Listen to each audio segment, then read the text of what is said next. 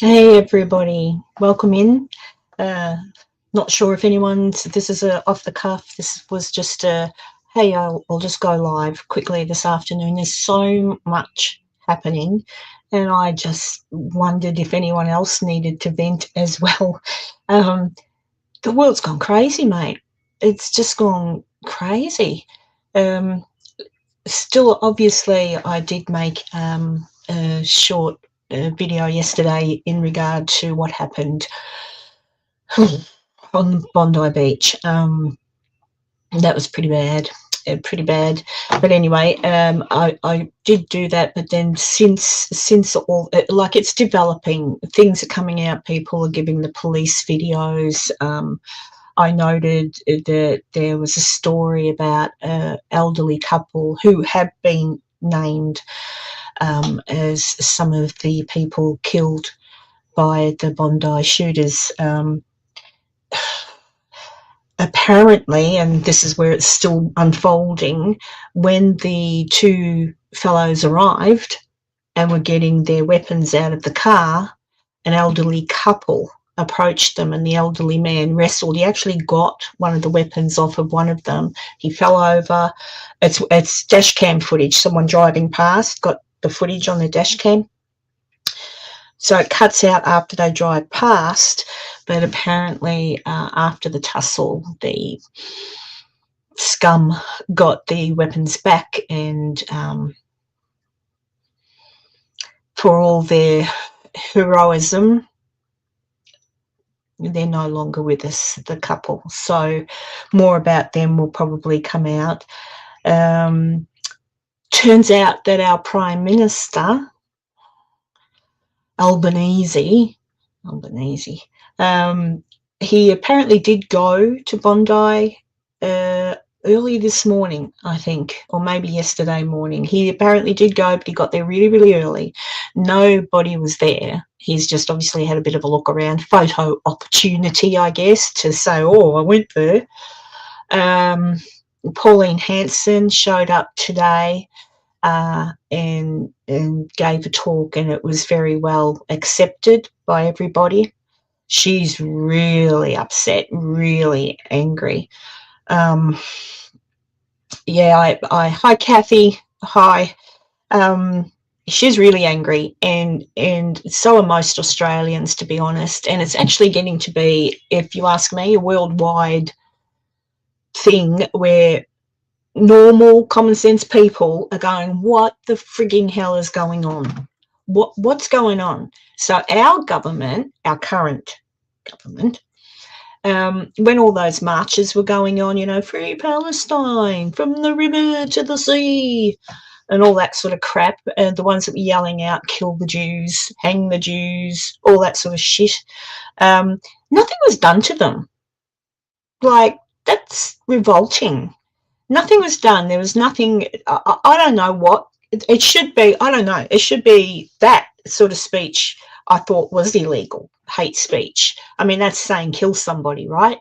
Like, there's got to be limits, and our government's done nothing. And quite frankly, I don't think any government has. But anyway, so yeah, I don't necessarily know what the answer is. Someone's got to find it. Pauline Hanson seems to have some good ideas. Well, she always has, but everybody puts her in the bucket of being a bit of a wanker and a bit of she's just stupid. Well, she's not. She's absolutely not stupid. She's in a position where people, mainstream media and people who don't really listen to what she says, voice their opinions and say stuff that's really stupid. And they don't listen to the woman. They take little snippets that they see on the TikTok or whatever it is. Is it still called TikTok? Or is that X? No, there's TikTok. Oh, that's right. X was Twitter. There you go. But yeah, just insane week. And then I was watching the press conference this morning. Lewis from Nerd Report was live streaming the press conference for the college shooting in Rhode Island. What a schmozzle. What a schmozzle. Nobody knew what they were talking about. You could barely hear them, so no one knew how to control the audio on the press conference. Turns out, now this is all weird. The press were asking questions. Go find it, watch it. Absolute shit show. Right? The press are asking questions and getting progressively angrier because they're asking questions, and the guys that were giving, like the mayor and the chief of police and all that, weren't giving proper answers. It was kind of like, you say shit that you think's going to appease everybody and whatever. They were not prepared. They really weren't. They certainly weren't prepared for the questions being asked about the shooting. And then they showed some footage of the suspect, whom, for those of you who don't know, it was 2 killed. I want to say 9 injured. One of the people that was in the classroom said that when this man entered, and just before he began to do what he did, I'm just careful what I say in case somebody nabs me, but before he did what he did, apparently he shouted those infamous Islamic words, the whatever it is, I don't speak Islam, but shouted Allah, whatever, and then proceeded to do what he did. Now, why he would pick a college classroom, but why would anyone pick a crowded beach and a playground? There's no sense to a terrorism attack. They're never sometimes there's sense to it because they know where they hit's going to give some pretty bad mojo. But yeah, anyway, it is what it is. So there's no answers really on the shooter in Rhode Island. They said that they were going to put out an identikit of his face. One of the reporters got really angry and said, it's already out there. Why haven't you got it here for us to see now? They had no answers. And they said, what about what the witness said that the man shouted before he did what he did? They completely avoided even answering that question. So who knows what's going on there? We'll soon find out, though, I suppose, because, again, it is what it is. What else? Rob Reiner. That's horrific. I mean, it's all horrific, but that's what I mean. What's going on, people? What is going on? So Rob Reiner, obviously that's big news as well. And I will admit I was shocked when I saw that because I am of the age group where I did watch All in the Family. My parents watched it primarily, but I would still watch it. I probably never really got because I was so young, I never really got what they were going on most of the time about. But I just used to laugh when they'd, and Rob Reiner's character would always get called, hey, meathead. Rob Reiner was a really funny guy, great director. I mean, look at all the movies that he brought us, When Harry Met Sally, and I'm pretty sure he did Sleepless in Seattle. I could be wrong. Hi Dee, hi sweetheart. But yeah, I mean I liked his work, and I actually liked him. I would see him in interviews and stuff years ago. But recently, obviously, every time I've seen him in an interview, he's got the Trump. What's it called? Trump syndrome thingy, Trump derangement syndrome, TDS. He definitely had that. And I will say I saw President Trump's tweet about his death. Trump didn't like him, right? I would have advised Trump to do it a different way, but I suppose one thing you can say about Trump is despite anything, he still sticks to his guns about how he feels about people.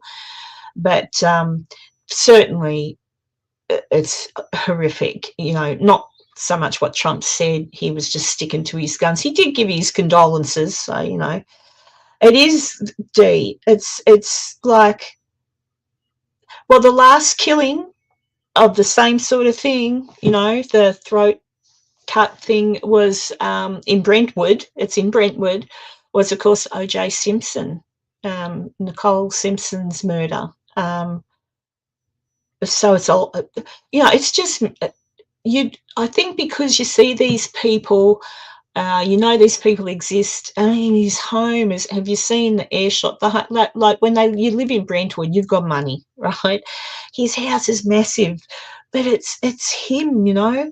And then I heard, so obviously, Rob Reiner was at a Christmas party at Conan O'Brien's house, right? So Conan O'Brien's thrown a Christmas party. I think he does that every year.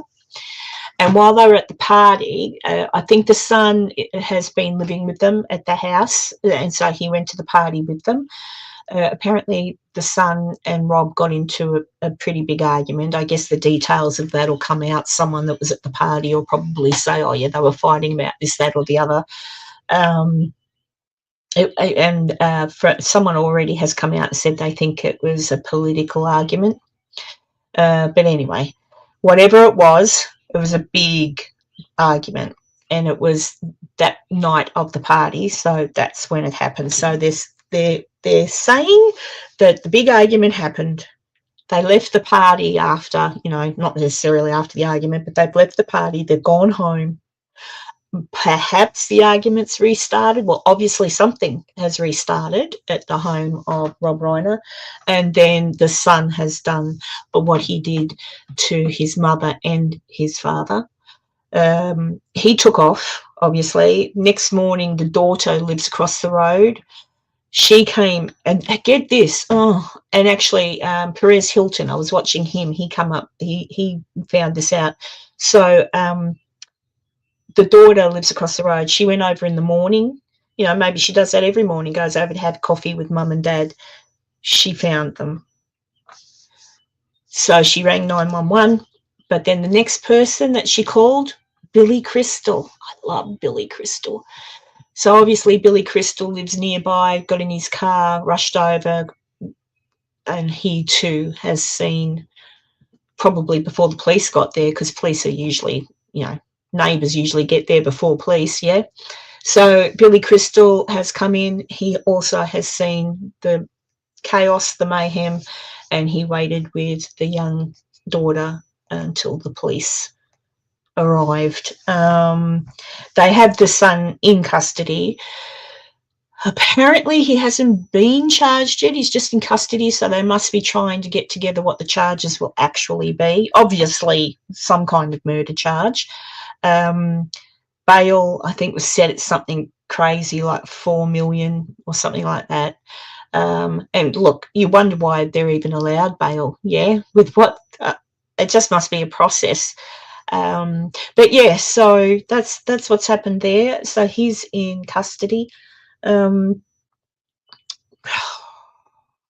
just kind of like, you think it's always around Christmas time, isn't it? Like always around Christmas time something shitty happens. And I guess in regards to things like what happened at Bondi, that's the whole point. These assholes hit at times where they know, you know, things are going to happen. People are celebrating. Oh, Enzo. Hey, Enzo, do you want to pop in? I didn't want to annoy you because this was just a random, but you're more than welcome to pop in if you like. Oh, good. Well, they bloody well should. Oh, you've seen that? Yes, I can find it. I can play it if you like. You're talking about where they wrestled with the guns, yeah? Yeah, bless them. I don't know. The dash cam footage is what I've seen. Hopefully there's no footage of the actual murder, although a horrible thing to say, but if there was actual, well, it certainly helps the case. I don't think there's any problems actually in the case, yeah, in regard to, just a second, I can't multitask when I'm thinking.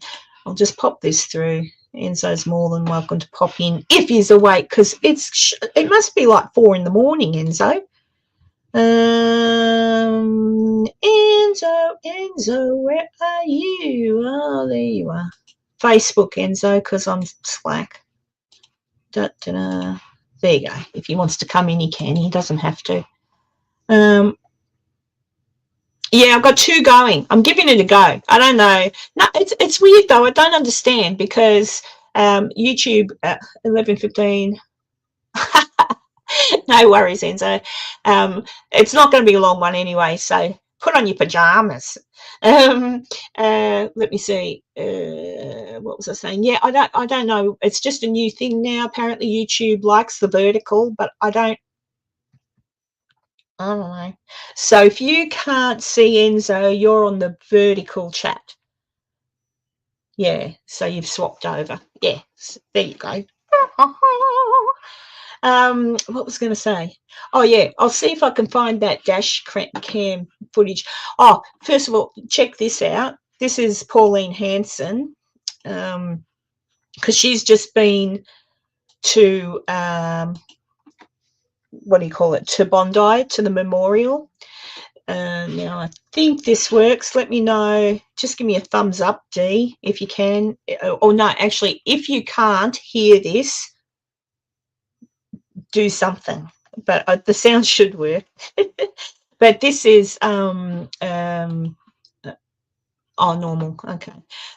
This was Pauline. She's just walked away from talking to everybody. She was very well accepted by the crowd.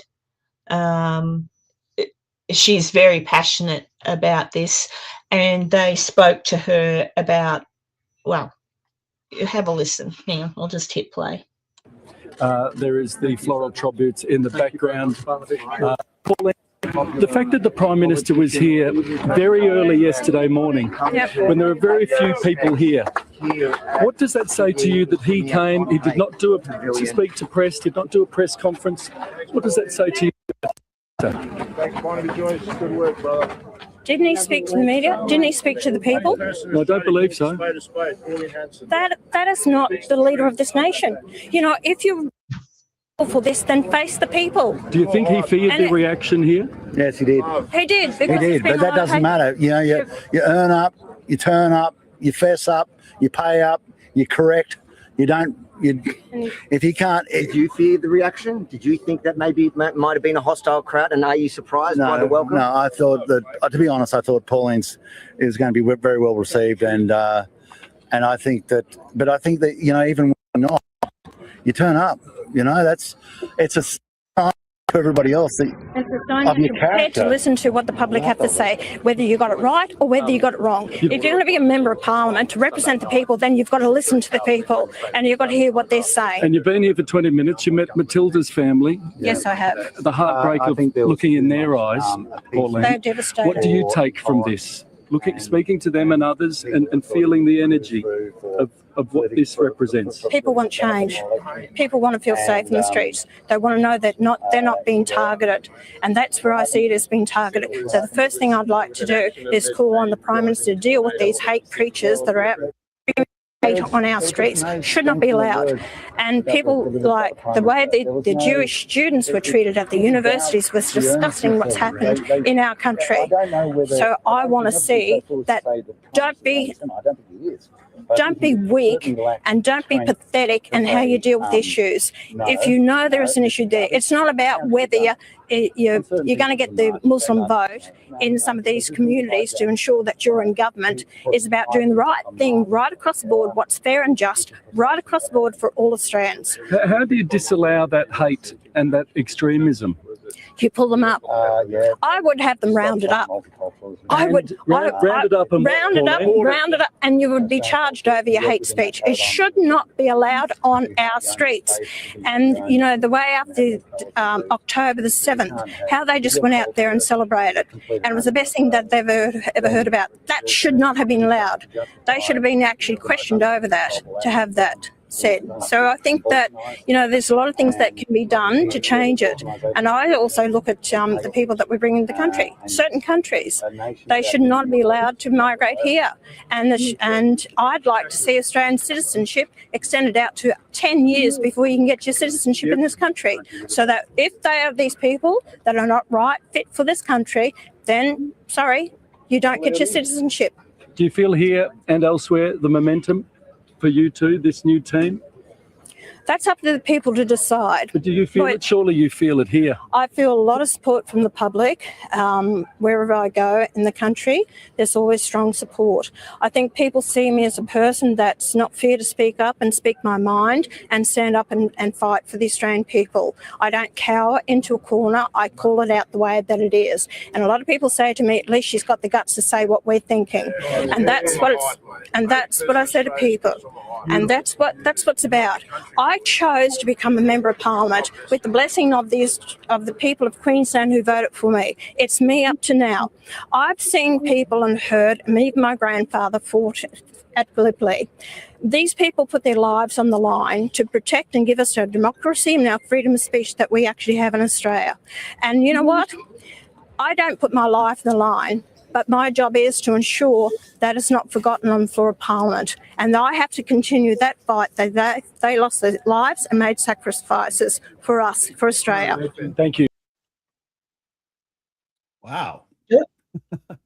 Hello. Oh, sorry.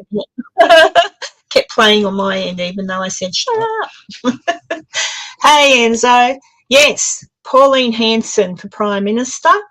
We need a redhead too. Who is she? Pardon? Who is she? She is your version. It would be Congresswoman. She's the leader of one of the parties here. So we've got the two parties. We've got Labor and Liberal, like you have the Democrats and Republicans. But we've also got a couple of little parties that never get in because they're little. Well, she is one of the little parties, which is One Nation. But the fellow that was standing with her, Barnaby Joyce, who, he says, well, I don't know. I don't know what I think about Barnaby, but he has joined forces with her now. And the party, because of what's happening, is actually gaining momentum. And I think if it continues on the way it is, she's got a pretty good chance if handled correctly. If we have an Australian Charlie Kirk, if someone gets behind her, well, she's got a pretty good chance that we're fed up. Aussies are fed up. And look at what's happening there in America. The Americans were fed up. That's why they voted for Trump. People across the world are pretty fed up all the way around, where there's been a lot of foolishness like this going on and it goes unanswered. And it's like, oh, no, it wasn't nothing to see here. Yeah. Yeah, well, our Prime Minister, Albanese, they were referring to it there. He showed up at the memorial that they put together, the people leave flowers and things. He showed up there early in the morning before anyone else was around. Photo opportunity, got his photo taken, whatever. And he left. So just as was pointed out there, he never spoke to the press while he was there. He didn't address the public. He didn't do anything. And what he's been doing at the moment, when asked questions about everything, he's not addressing the Jewish, we can't have anti-Semitism. We can't have that sort of speech. And I'm like, yeah, well, where were you? Like, he's allowed it thus far. He allowed people to march over a bridge shouting out, "Free Palestine, death to the Jews, hang the Jews, gas the Jews." Let all that happen. Like Pauline just said then, I would have grabbed the bastards and fined them, because that's just shit.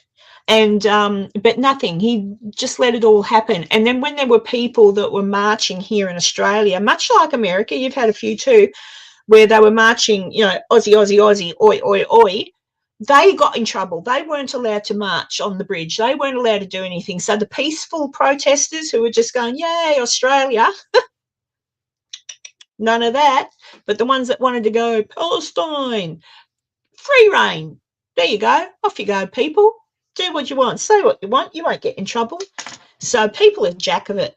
They're just really jack of it. And especially after that beautiful 10-year-old little sweetheart, Matilda, a little girl shot.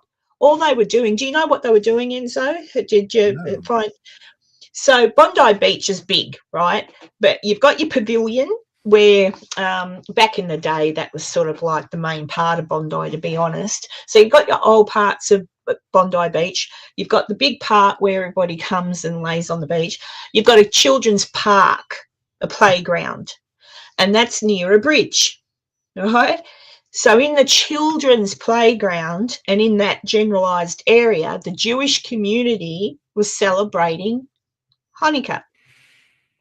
So these two a-holes come in, get out the car, and Dee was saying she's seen the dash cam footage. I've only just recently seen it. As they're getting out of the car, the two a-holes, getting the guns out, elderly couple, and now bless them, they're gone now because they were murdered. The elderly couple has seen and wrestled. They got the gun off of them, but then there was a tussle. The two, because it was 50-year-old and a 24-year-old father and son team, they've got the guns back, and there is footage of the couple wrestling with them, but that's dash cam, so it's sort of Channel 9's just showing it. I'll see if I can find it, but sorry, bear with me, my mouse is being naughty. Dash cam. Dash cam.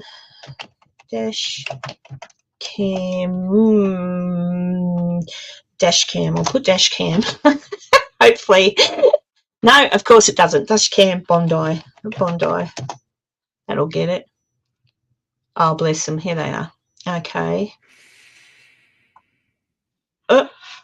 And I'll do that. And I'll do that. And I'll do this. Step by step, Karen's doing stuff. There we go. Let's see. That's one of our newsreaders here. So this is what happened first. To that new video just into the newsroom showing what are two more heroes of this horrific attack. The vision is from the dash cam of a passing car, showing footage of a couple confronting one of the gunmen, the father, before the pair had made it to the footbridge where they began their deadly shooting rampage. And a warning, some viewers may find these pictures confronting. In the beginning of this clip, you can see a man in a purple T-shirt falling to the ground along with one of the gunmen. And we understand that the couple got out of their car and confronted the shooter as they got out of their car carrying their rifles. The man in the purple shirt then takes the gunman's weapon and falling to the ground. You can see it there from two different angles captured on car dash cam. And sadly, in later vision, which is too graphic to show, the couple are seen being shot dead by the gunman. The first of the victims from this bloody rampage, this terror atrocity unleashed in Bondi. That new vision showing the terror attack beginning on Campbell Parade prior to these two gunmen getting on the footbridge and shooting into the crowds gathering for the Hanukkah celebration. Now,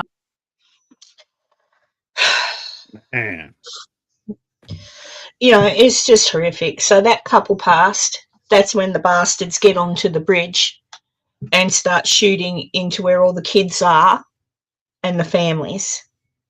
Little Matilda, the dog lived, but little Matilda's dog was there with it, like the whole friggin' family. So little Matilda shot dead. There's different things. I think she was 10. A few said she was 8, but I'm pretty sure she was 10. Either way, it doesn't matter. This beautiful, I know, Dee, this beautiful little girl gone. 2 Holocaust survivors, it turns out, not just one. 2 Holocaust survivors. So survived that whole friggin' thing, only to be taken out on Bondi Beach on a beautiful Sunday afternoon. It was bloody hot. It's just, and the shame of it all with our Prime Minister, Dee, have you noted this? Your President Trump was given a talk about something else completely different. He recognised the other fellow who was the hero of the day who wrestled the gun. He got shot too, but he's okay. President Trump said, "What a hero! This is terrible." Blah blah blah blah. Our Prime Minister, weak as water.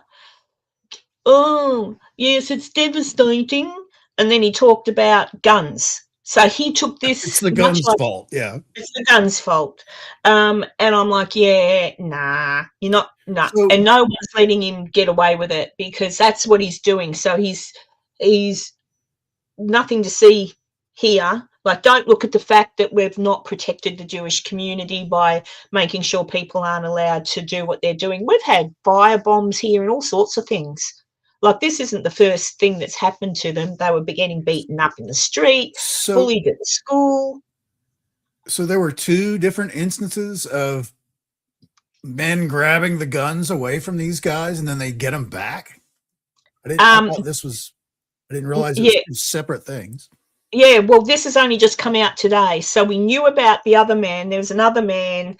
I'm sure you might have seen that footage, the other man that wrestles. Yeah, so he was later. So obviously that couple were the first killed. So they've tried to do whatever they needed to do to stop him. It hasn't worked. Then they've made it up to the bridge and started shooting. And then the father, let me think. No, the son. I think no, the father. The father came off the bridge for whatever reason. He must have either been maybe going back to his car to get more stuff, or maybe he was just heading to shoot down the road when that man that you see hid behind the car, then come out and attacked him. So he attacked the father. The son was still on the bridge, and the son is who shot the man that was wrestling that guy. So I think that guy thought that there was no more guns, that was probably the only gun that guy had. So he probably thought, look, I've got that. But unfortunately, they had more guns up on the bridge. So the father made his way back up onto the bridge and got another gun. I was privy to a conversation, and I can't say where, but I was privy to a conversation about ASIO, which is our CIA, I guess. I guess so. Would that be a good, what do you reckon, Dee? Would that be a good, yeah, good. I'm glad he got shot dead. But yeah, I guess ASIO is our, Secret Service type thing. They had the son and the father, but primarily the son, I believe, on the watch list. So what happens here, I don't know if it happens in America, probably, because it's common sense. If you're convicted, yeah, actually, I think it is the same in the US, because I know of another ex-convict who speaks on the YouTube. If you've committed a crime, you're not allowed to have a gun license here in Australia. You're not allowed to get a gun if you're a criminal or ex-criminal. Like, boom, no. You've got a criminal history, you're not allowed to have a gun. Is that how it works in America? For the most part, if you are found guilty of committing a felony, in most states, you lose the right to carry a firearm. There's been a little bit of changes over the last couple of years on that, where if you can go a certain amount of time without ever getting in trouble again, then you can get those rights back in certain states. Yeah, well, it's maybe like that was 10, 15 years, something like that. Now, again, this is my understanding. The details could be incorrect, but the understanding and the coverage thus far is the son had been convicted of domestic violence, and he was not allowed to have a gun. So how do you get the gun? He was on the ASIO watch list, I believe, along with the father. My concern is the father was already on ASIO's watch list. He got his firearms legally. He went through the process of getting the license, doing all that. But he had a small arsenal. He had like 6 to 8 guns. I'm not sure how many, again, don't quote me, but I know at least 6. He took 6, I believe, to Bondi. The son was living with him. ASIO had both of them on the radar. Why would you let the son, they'd have to know the son had gone to live with the father. So therefore, by law, no guns allowed. Sorry, he's not allowed to live in the. He's not allowed to. So ASIO have dropped the ball.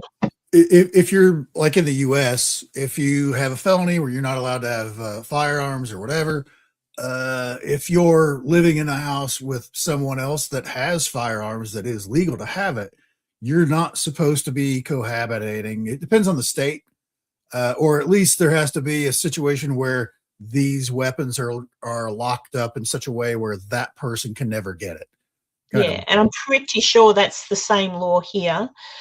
And look, I'm always someone to say, look, everyone's human. So even people, ASIO, they're human beings. They're men and women that get up in the morning, go to work, do their job.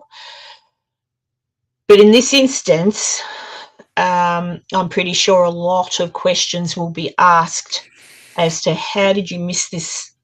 Like why did you, he was on your list, you were watching him. So why is it? Because they're jihadists. The sad truth is because the same thing happens in the United States when somebody does something horrific. They find out, wait a minute, the FBI had a case on this guy where they were looking at him. The sad truth is they have thousands of people on those lists. So it's not like it's just one or two. We're keeping an eye on that one. No, it's a flood of people that are on these lists. So they can't possibly keep track of all of it. And I think too, I don't know what anyone else thinks. I reckon Dee might agree with me a little bit. But when I was growing up, now this will be the same for you, Enzo. It will be the same for people in England. It's the same. Growing up in my country, we had people come from Europe after World War II and even World War I. I think a lot of them come here, but we're definitely after World War II. We had a lot of Europeans come to live in Australia for a better life, a safer life, right?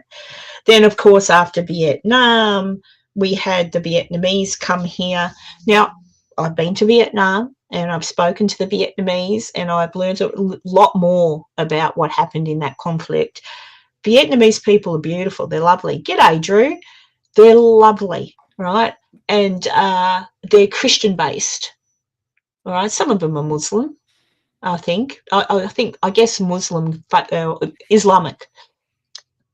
I get confused because you say Muslim and there's lots and lots of good Muslims, but I kind of get it. Just like with any group of people, political or religious it's the extremists. It's the extremes, right?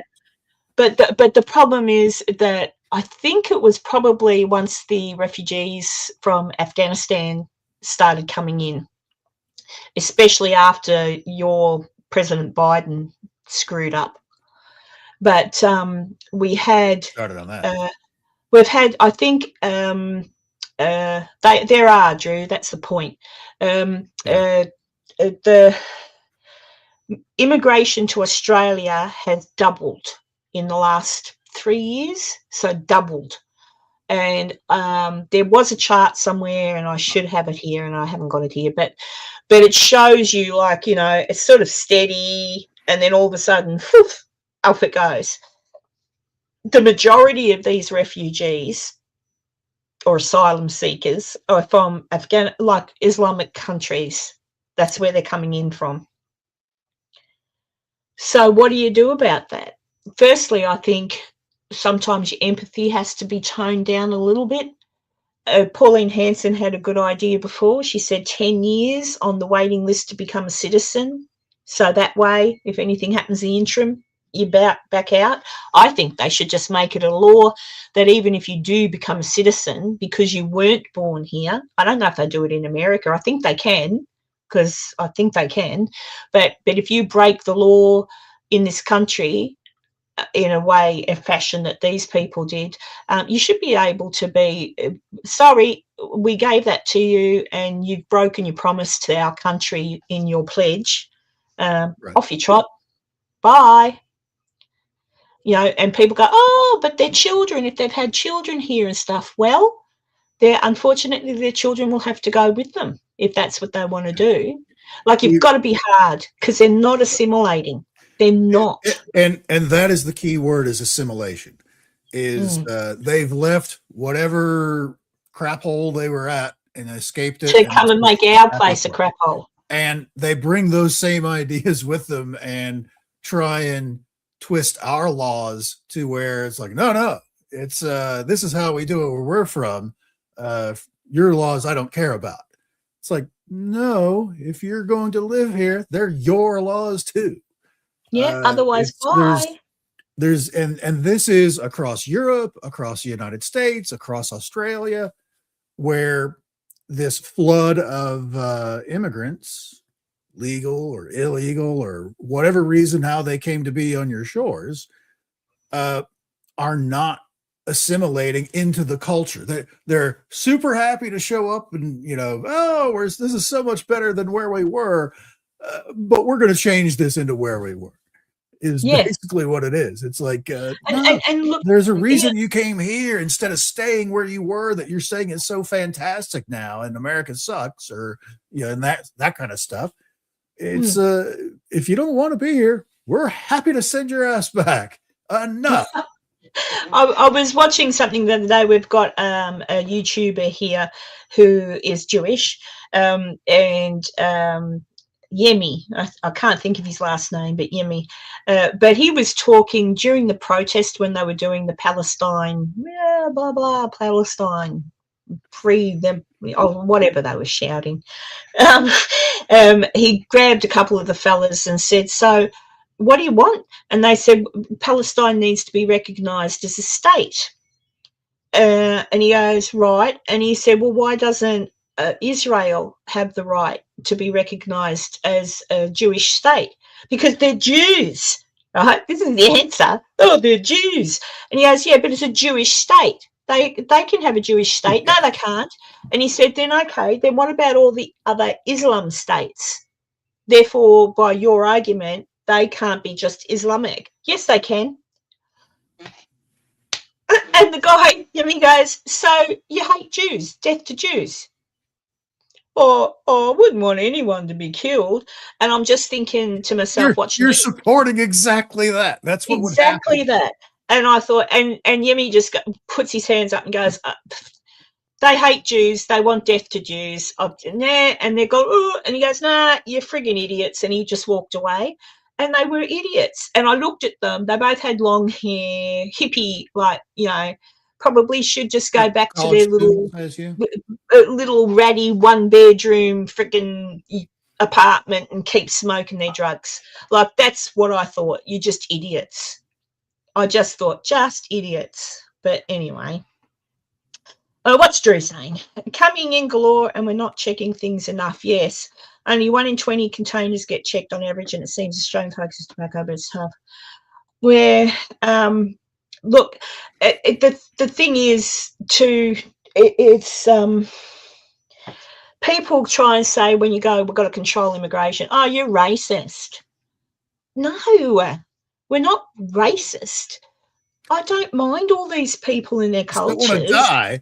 But I don't want them killing people. I don't want the Jewish people have been in Australia since friggin' forever. Like, you walk down the streets of Melbourne, which is now there's a street Chinatown, right? But Chinatown, before it was Chinatown, where there's a Jewish, like, it's all Jewish. The same with England, in the days of Jack the Ripper and all that sort of stuff. It's all Jewish. And it's still there. Really? The Jews have been around for yonks, Yeah, I don't know. I'll have a look. Part 1.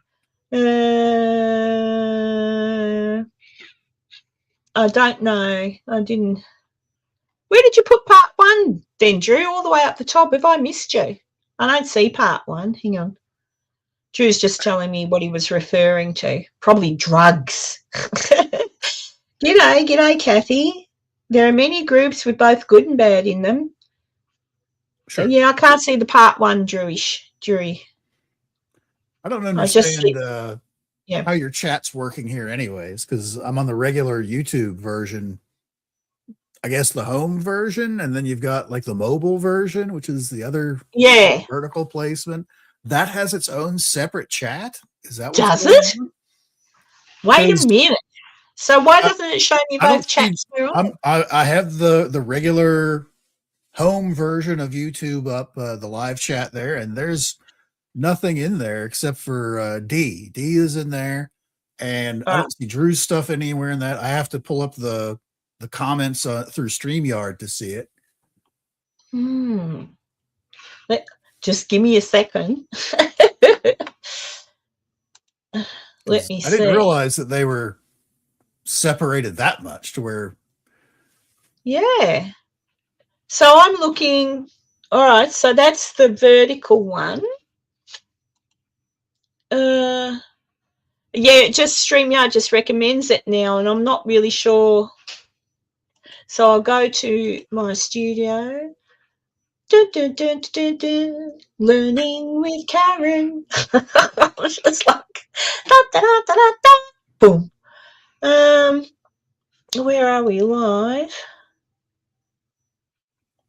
So how do I know? New to streaming. What's happening? How do I know which one's which? Take a punt. Let's have a look. Because that could be what's happening too, Drew. Yeah. No, it takes me. I don't know. Next time I do a live, I won't do the vertical thing. That'll probably be easier, eh? So if I'm not commenting on anything anybody is writing, I think that I can see you all if you're in the big one, not the vertical one.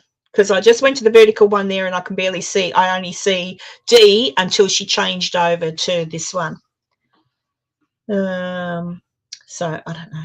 Then where's Drew typing at? Because his stuff is showing up. Oh, you can't see Drew?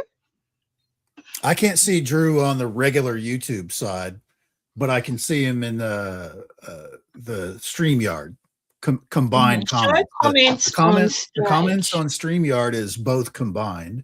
I'm trying something. Hang on. There's some. Can you see those little comments? It said show comments on stage. So now below on both of my little wing, yeah. But geez, I need binoculars to see the writing. Yeah. So Drew, okay. So Drew is not. D's just gone over. See, I can see. That's weird. I don't know what's going on, Drew. Doesn't matter. I can read you. I'm reading you now, Drew, and I see D because D's gone. When D goes in, so I know that Drew is on the regular big screen chat because there's no little mobile in his talking thing.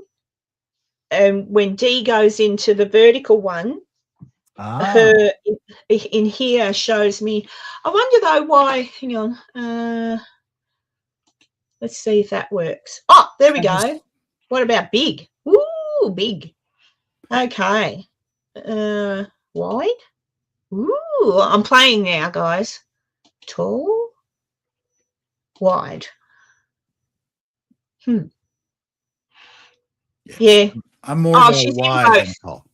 Yeah. I don't know. We'll work it out. Next time I'll just go the regular way. Or you can pick one or the other, I think, as well. So I could try one day just going vertical. I kind of get you. Okay, that's something different, and I can see where that would appeal to some people. But I didn't realize that the chats didn't mix. Yeah, because that's painful. Because then I'm missing out on what people might be saying. Right. Oh, technology. Yeah, I lost the plot. Really, I've forgotten what we were even talking about. But anyway, doesn't matter. But immigration. But it doesn't matter. I'm not in Parliament. I can't do anything. He's just saying about dodgy containers and. Heather has the same issue. Oh, okay. So the same thing happens when Heather does this. Her chats don't meld. What was I going to say? Yeah, you've noticed I've changed my channel name. Did you notice? I saw that. Yes. That was Lewis at Nerd Report because I was in one of his chats and he was bored because it was very, there was only about 14 people in the chat. And he goes, he said, maybe you should change your channel name to something just short, like short. And I've gone, oh, all right. So everybody was throwing out, ideas. Karen reacts, and I thought, well, that's all right. Well, you don't have to do it, said Lewis. And I said, yeah, give me a minute. So while he was still talking, I just made the pictures and stuff. I thought, well, that covers everything, doesn't it? StreamYard gave you some very festive background, I see. Yes, you did. I must, I probably should get something for mine, but thank you, Drew. Thank you. It was Lewis from Nerd Report gave me that name. So I thought, yeah, that works. It's short, it's sweet. He's been covering all of these topics here quite a bit today. I saw him go live several times. He has. Yeah. He's been doing a pretty good job. He's better than me. He gets grumpy sometimes, but not often. I just get grumpy. I just think, you bloody idiots.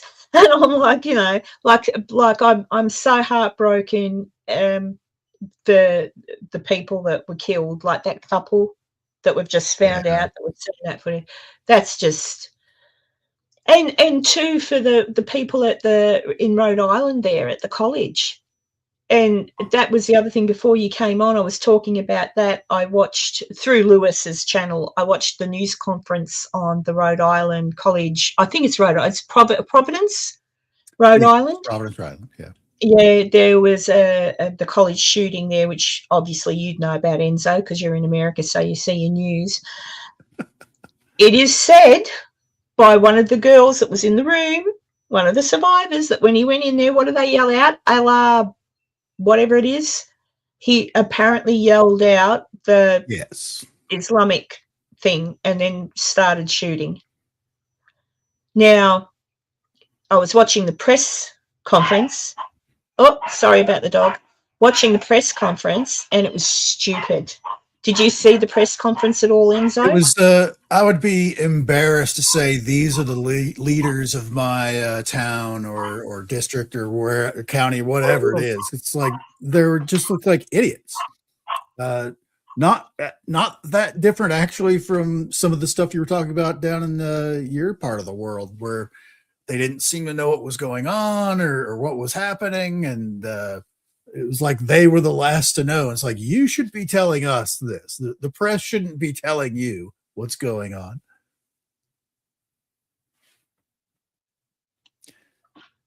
I think the dogs have shut up. I was listening to you, but I muted it because that puppy, he's got a bloody... I watched the whole thing from start to finish.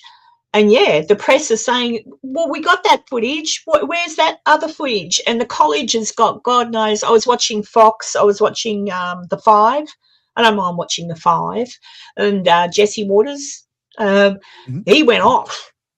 And for him to go off, and he's going, freaking, they've got cameras everywhere at that college. And you're telling me the only footage that you've got is from people's door cameras. Like, where's the footage from the college? The one piece of footage that they showed of the guy running off, it could have been anybody. And it was from behind in a big black jacket. And they totally destroyed some young kid's life 2 days ago. Like right after it happened, they're like, this is a person of interest. They had this like really like scrawny young guy, like in his early 20s at the most. And it turns out, no, forget that. That wasn't the guy. They got his name out there, where he lived, where he went to school, all this stuff. Just completely destroyed this dude. So, I don't know, but the press were going off. And then they had and I agreed. I was almost going to comment while I was watching it with Lewis. And I thought, I won't say it because I'll probably insult a deaf person. But they had did you see the interpreter? She was the manliest person on that stage, as I recall. Oh my Lord. And I'm thinking it was so distracting. And then when they put up the footage, they played the footage for the press to see. That dude's right in the way. You couldn't see the footage. I'm like, oh. And in this day and age, seriously, who's he doing that for? Because TV has closed captions. Why is the guy standing up there doing this? I don't get it. We still kind of need that because a lot of the closed captioning that you see on live stuff is a lot of it is AI based. Well, then put him in a little box down the bottom, off to the side. I just spent like a couple of hours working on a video that had this automated AI to try and translate everything so you could have the words at the bottom, the captioning at the bottom for quieter parts and stuff like that for this video I was making. And wow, there was a lot of it that was really wrong and really off. I would have to go through and like physically edit out. It's like, no, that person did not say great. They said good, or they said whatever it was. Oh, I didn't see that, Drew. Drew's saying there was a Pakistani guy wrongly named. Yeah, that's it. Yeah, I missed that. But they absolutely got the name of the people out, and that was a problem. People found out where they lived, and that's where you've got to be careful. It's kind of weird. The guttural feeling is you want to retaliate. You want to. That's a natural. That is a natural feeling for every single human on the planet. If you are so godly and so good that if someone hurts you like that, you go, oh dear, you're ready for heaven, because I'm not getting in, because that's not my first reaction. You actually think, right, what do we got to do here? We've all got to get together and get these scumbags out. But then that's a problem. They're not all scumbags. Right. But how do you work this out? How do you do it? They've done it. They're all in the country now, and now the damage is done, because now how do you process the mistakes that have been made? The process has to be when they're coming. Why are they coming? Who are they affiliated with? Even the people who came from Afghanistan, some of them will be genuine and some of them will not, because Islam, the message of Islam is world domination. So they can't do it anymore through war, but they can do it by... And that's the thing, is that specific mantra, that's like the hardliner part that not all Muslims subscribe to.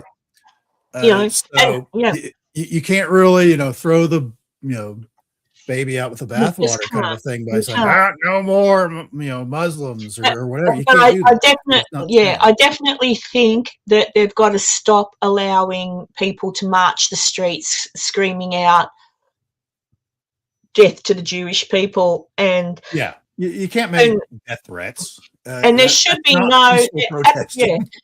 and the funny thing is, there should be no more marches about Palestine, because Palestine, it's not a state. It's not recognised as one, right? It's just not. And our stupid government said, oh, yes, it is. Oh, my God. Suck up or what? How's that working out for you?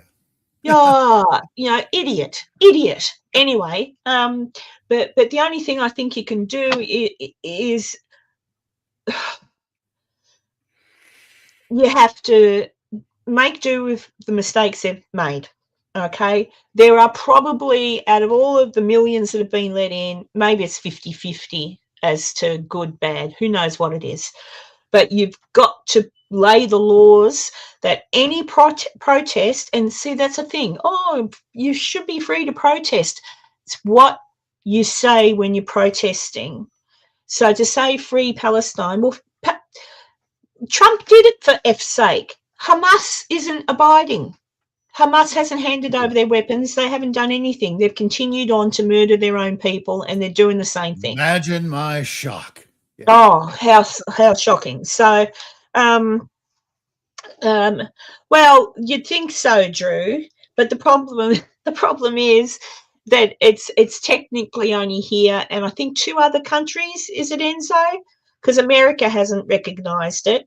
So I just don't get it. But the problem is, when they do that, what do they want to free exactly? They're talking about the people, I guess, the good people that are living there, But how do we determine that? You know, that's a whole different conversation. But so far as he is concerned, the government allowed those marches to go ahead. And when they did that, they allowed people, they said, yes, you may walk across the Sydney Harbour Bridge, or yes, you can walk across the bridge there in Brisbane, no problem. They allowed these large numbers of wankers that really are uneducated and don't understand one iota the history. They don't. I'll be conservative and say it's well over 50%, I would imagine, of those people. If they were over in Gaza or wherever, at that point, they'd be thrown off of the nearest roof. Yeah, they'd be dead. Yeah. And I just think you're all for that? By the way, you wouldn't be able to wear that getup you're wearing there, lady, in that environment that you're cheering for. You'd have to be covered up. Yeah. Yeah, the problem with that, Drew, is that I don't know how they can recognise a country because technically it doesn't have its borders. Like it's not even set up as one yet. No. It's borderless. Like they've got to work out. It's a whole complex thing, but you can't recognise a nation, a country, until its borders and it's anyway. It is what it is. It's just suck ups. But the UN, they need to go. Don't get me started, Drew. I'm getting really angry. The UN that put the Jews in Israel, if you want to go back a little further. So, yeah, the UN. That's where all the problems started. Yeah. So, but you know, at the end of the day, we've got a mess, and someone's got to work on how to fix it. And you shouldn't be allowing people to spray here. I'm not sure in America, but here, the Jewish community where they were living in Sydney, Melbourne. I don't know about Adelaide, but certainly Sydney and Melbourne. I don't know about here even. I didn't hear about anything happening here. But Sydney and Melbourne, the Jewish communities, when they went to bed at night, people would go through their community and spray paint their cars, you know, death to the Jews. The Palestinian marches, that's what they were chanting on those marches, free Palestine and death to the Jews, hang the Jews, gas the Jews.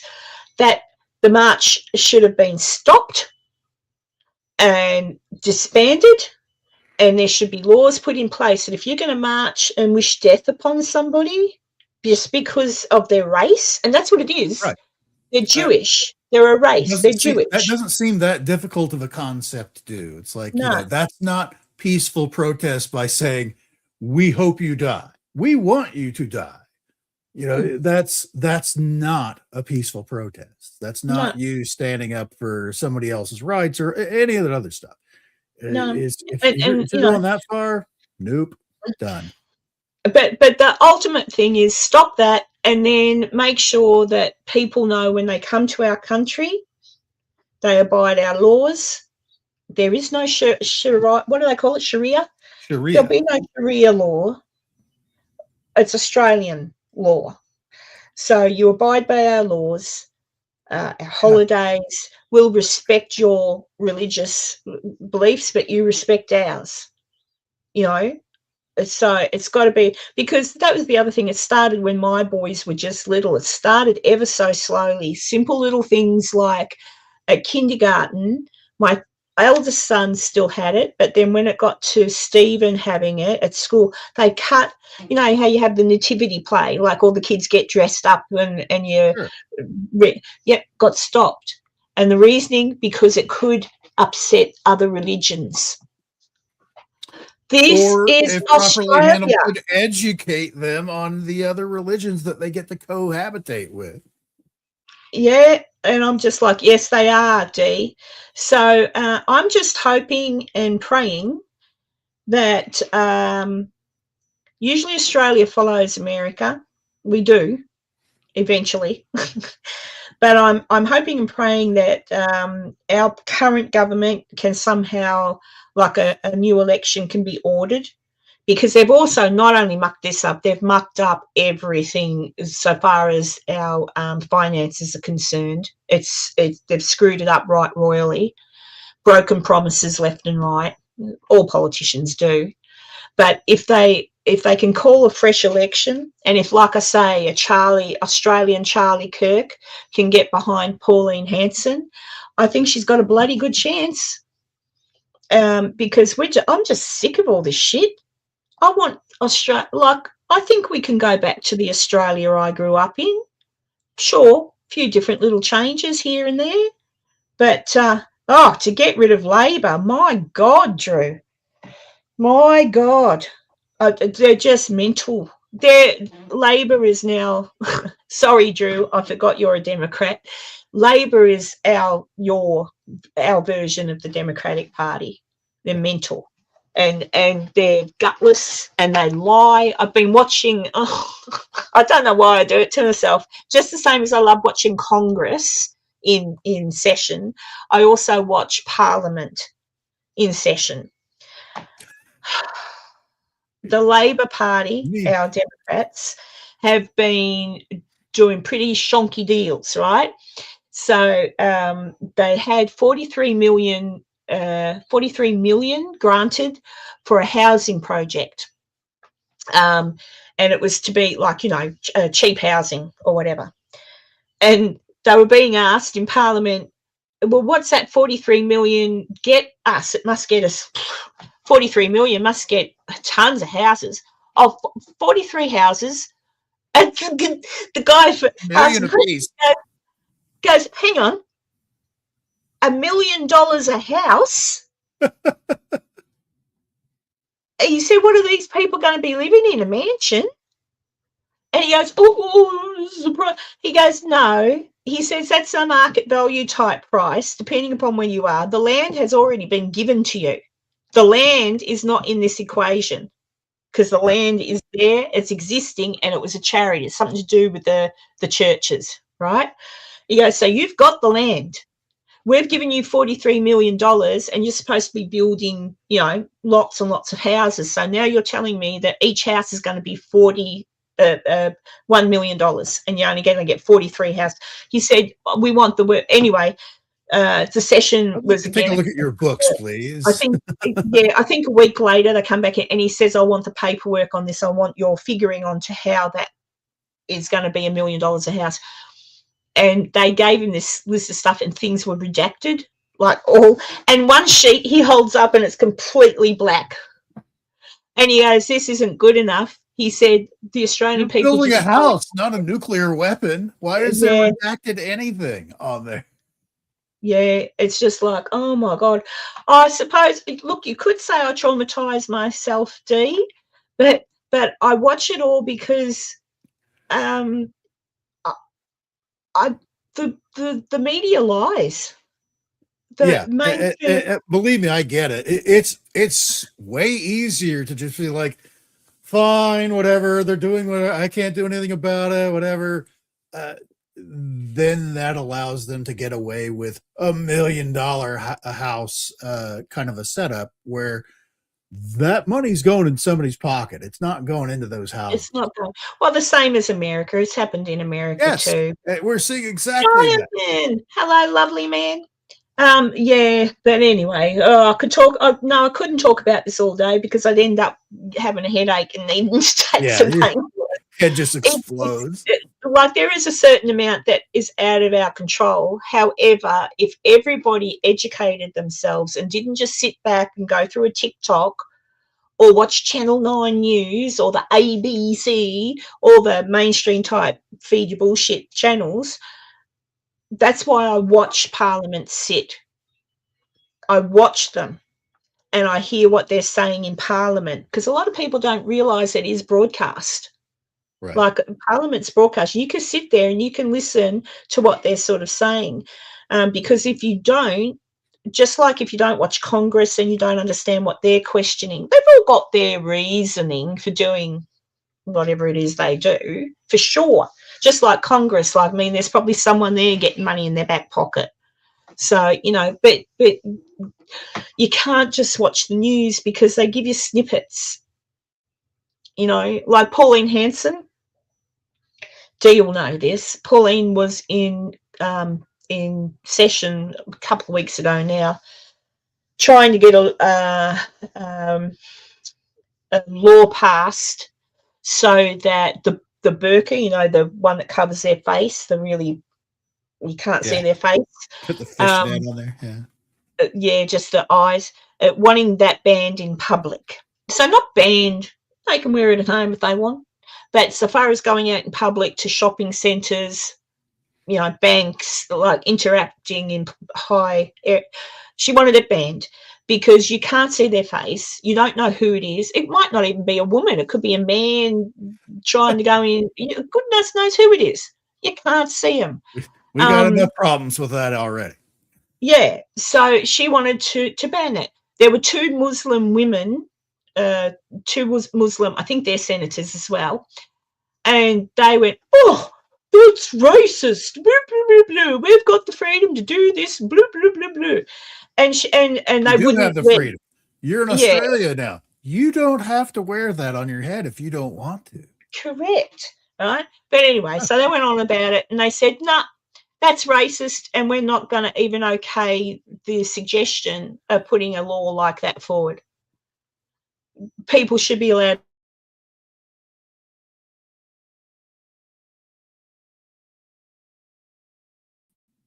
I don't know what happened there. She goes to her office because she did a bit of a stunt with a burqa. I think it was a couple of years ago now. She must have still had the burqa, right? So she comes back.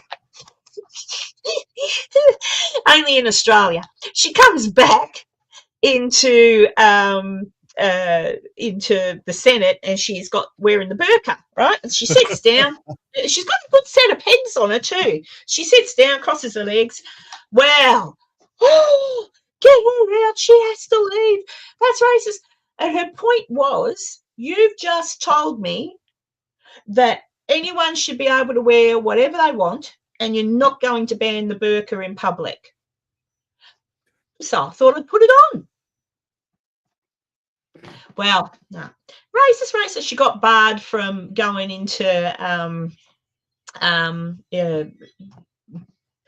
Senate again. She got slapped on the wrist and told you can't come back to talk time for a week. And everyone's going, she's a racist, because a little clip was picked. So the little clip of her just coming in wearing the burqa was clipped, and it was, oh, Pauline Hanson, racist, blah, blah, blah, blah. She wasn't being racist. She was making a point that women in Australia are allowed to walk around the streets. It's a woman's right. That's what do you call it? You know, like those women say they choose. Where's your third wave feminists saying, hey, you don't have to wear that thing on your head if you don't want to? Yeah, so I don't know, but you don't have to say sorry for anything, Jonathan. But yeah, so hey. Yeah, no, I don't know. It depends on what you were watching. What was it? Well, yeah, he could be watching Congress as we speak. Oh God. That'd be, yeah. I do get great enjoyment out of watching it though, if it's a good subject. Not everyone enjoys those fantasy sci-fi shows. But what's Drew saying? Everyone can have a choice of what they wear as long as it's not exposed. No, yes and no, Drew. Yes. Because the Quran says that women should be dressed modestly. That's all it says. It doesn't say all women should be covered from head to toe and you can't see anything but their eyes, right? The Quran just states the same as the Bible. The Bible says women should dress, nicely. And even I'm old-fashioned and I say not too much skin. Sometimes I'm at the store or at the mall and I see young ladies walking around with what looks like they're just wearing their bra and underpants. And I'm like, go to the gym. Holy smokes. Yeah, go to the gym. And it's like, don't walk around going supermarket shopping. No, that's right, Drew. It's not so anyway, but she was just making a point, and she's right, because I have to admit I feel a little uncomfortable when I see the women with the full. It's oppressive. It's kind of like, and you wonder what lurks beneath. It's not our culture, and if I was in their country and that's what they do, fair enough. And if I went to their country and I was told it's our laws, you're not allowed to go outside unless you're covered up, then I would abide their But laws. oddly enough, even in those countries, even with They don't the care. oppressive, I have to wear, a bird cage on my head or whatever it is. Yeah. The I women just still have to kind of dress- rule the roost for a lot of things, and it's Yeah. they have a very powerful voice that you wouldn't think, even though they're certainly being overtly oppressed in just their physical appearance. But they still will get, even because I've seen it. I was in Well, you've Iraq been for there, a yeah. while and stuff like that, where I would see, women completely covered. Even it wasn't even like the little space for the eyes. They had like a Mesh. fishnet kind of thing in front of Yeah, there. they have that here too. But they would still be dressing somebody down. They're like, you need to be doing this and that, and blah, blah, blah, blah, blah, blah, blah, blah, blah. And they're like, okay. It's like they still hold a certain social status in there, but there's just, you don't know who the hell it is because they've got this crazy stuff covering up that's where the you don't know thing, who it is you're talking to. Fly screens. It is. Jonathan, why are you in hospital? You didn't fall off that haunted bridge, did you? What's going on? Do tell. He might have just had a vasectomy or something. Hopefully it's something easy. Oh, but then you don't stay in hospital for a vasectomy. Oh dear. Yeah, I don't know. It's a very volatile subject sometimes, but I just I'm just done with it. I want to go back to the days of Paul Hogan doing push-ups with a girl in a bikini, comedy company making fun of people. I even today, now I didn't like the man when he was Prime Minister, John Howard, but I'll give him credit where credit's due. When John Howard was Prime Minister, that's when we had the terrible shooting at Port Arthur. And that is when the gun laws come into play, and when you were no longer allowed to own a semi-automatic weapon of any description, and people were asked to hand them over, right? Money for your guns. And so nothing changed really. Everyone can still have a gun, so long as they go through the proper, it's only allowed to be a shotgun or a rifle, simple right. Guns, not the semi-automatic full frame. Yeah. Scary Glock gun. Yeah. So anyway, he was being interviewed about Bondi. He's not impressed with Albanese either. Neither is Tony Abbott, who was another one of our prime ministers. Anyway, they were talking, and John Howard said that he's kind of glad that what he did accomplish back then by banning semi-automatic weapons, he's glad he did it, because imagine if he hadn't, there'd be a hell of a lot more than all the people that were killed. They would have killed hundreds, because they would have had the semi-automatics. They still had guns that they probably shouldn't have had, but they still had them. But at least they were like poof, poof. Like there was time between shots for people to run and hide, and even then people got killed. So probably the gun laws, and that but I think I don't know if maybe that'd work in America, because we can still have guns. You just can't have semi-automatic weapons. Right. And when you think about it, what do you need? Semi-automatic is not the end-all be-all that you think it is. Semi-automatic means you pull the trigger once, one bullet comes out. Full automatic would be you pull the trigger and it keeps shooting bullets until the bullets are exposed, gone. But the difference between we'll talk a classic, 45 Colt cowboy gun. You got 6 bullets in there and all that. That is a semi-automatic weapon where you pull the thing back, you pull the trigger, one shot goes out. Crohn's. Oh, goodness. Crohn's is not good. and kinks in your intestine, given that Whoa, I had what have you that done? would be so kinks, because so by that you mean like folded over like a kink, Twisted like over, yeah. the pain must be. I hope they've got you on Goodness. some good pain meds, Jonathan, because abdominal pain. Yeah, that's something my old, Western medicine won't necessarily. I don't think that fix, would help. That would not help as much. You got twisted intestines. Ugh. Crikey. Oh, dear. Let me know when you're out, mate. You poor thing. How long do you have to be in there, do you reckon? You'd have to have an operation. They're going to have to go in, aren't they? Or have they? To unkink it? Because I think that's the only way to do it. Oh, Jonathan. Ouch. Jonathan, what do you want to talk about? We are your entertainment. We will entertain you, because the History Channel can only take you so far. Aliens. What's happening with 3A or Atlas thingy bob? We've still got a couple of days, haven't we? It's changed colors again. It has gone from It's a blue to a Santa green. Claus. It's Santa. It is now emitting a golden color. It's Jesus. It could be the 4-horse apocalypse too. Could be anything.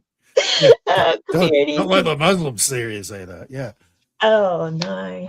Oh, I can't say what I think about certain things. Someone would find me and kill me. But I've done a lot of research on all sorts of things, and I'm like, ooh, that's interesting. Little copycat plagiarism going on there with certain books. But anyway, I've seen different made of gold. Ooh, if it's made of gold, can we get into a rocket with Elon? Go grab it. Do you know how much gold is going for dollars at the moment? I think everybody's buying up gold because they're worried. It would be totally if you brought a mountain-sized lump of gold back to Earth, then gold would be worthless. Yeah. It's like everyone has a gold-plated toilet, in their house. Oh, you know what I'd like to discuss, Enzo? When you've got your little van, are you going to buy a drone? Or do you have a drone? I haven't really, I've thought about it, but for what I do, specifically I do, I don't really see that as a necessity at this stage. Maybe at some point in the future, for if I get super into like YouTubing to where I've got I have to have the cinematic shot of me sitting out in the middle of nowhere in the van, kind of a thing. Oh, I just thought more. Have you seen any of those shows with the guy? I can't remember the name of it. Something Drone Adventures. I can't remember the boy's name. Something like the boy's name, Drone Adventures. Every now and then, I swear to God, the Mayans, mate, the Mayans were up in your area. That he goes there and he's showing all these caves that the Indians lived in, and he's trying to work out why they're all up so high. And I'm going, they're ancient dwellings. Oh yeah. And where he's going is up the side of all these big cliffs, right? And I'm thinking, what's to say back then when they were built, it was a cliff? It might not have been a cliff. They might have just had the river running by their thing in the road. Over time the water's gone, and you're left with like the when we were talking about it the other day, Grand Canyon. Because even the Grand Canyon, they say water rushed through it at some point. So maybe where all these things that seem to be up high. That's what created the canyon, was water going through it. Yeah. So what's to say that all that, even the one you went to, the one I said to you, Mayans, and you said no, the one that you went to, the ancient dwelling on, what's it called? I've got my mug. Where's my mug? Oh, the Montezuma's Castle. That's it. Do you know what? This is my theory about Montezuma's Castle, and all that sort of thing.